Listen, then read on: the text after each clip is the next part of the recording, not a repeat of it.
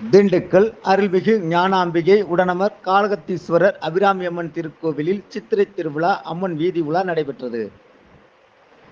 ஞாயிற்றுக்கிழமை காலை 7 மணி திண்டுக்கல்லில் பழமை வாய்ந்த புகழ்பெற்ற கோவில்களில் ஒன்றான அருள்மிகு ஞானாம்பிகை உடனமர் காளகத்தீஸ்வரர் அபிராமியம்மன் திருக்கோவிலில் ஒவ்வொரு வருடமும் சித்திரை திருவிழா வெகு விமர்சையாக கொண்டாடப்படுவது வழக்கம்.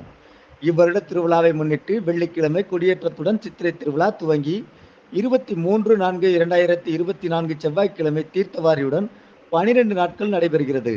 இதனை அடுத்து சனிக்கிழமை இரவு 9 மணி அளவில் கோவில் மண்டபத்தில் பத்மகிரீஸ்வரர், பிரியாவுடையம்மன் நந்தி வாகனத்திலும், அபிராமியம்மன் யாழி வாகனத்திலும், வெள்ளி மூஞ்சூர் வாகனத்தில் விநாயகரும், முருகப்பெருமான் வள்ளி தெய்வானையுடன் சண்டிகேஸ்வரர் ஆகிய உற்சவருக்கு மலர்களை கொண்டு சிறப்பு அலங்காரம் செய்து மகா தீபாராதனை காண்பிக்கப்பட்டது. இதனையடுத்து சிவகண வாத்தியங்கள் முழங்க திண்டுக்கல் 4 ரத வீதிகள் வழியாக வீதி உலா நடைபெற்றது. இந்த சித்திரை வீதி உலாவில் ஏராளமான பக்தர்கள் கலந்து கொண்டு சுவாமி தரிசனம் செய்தனர்.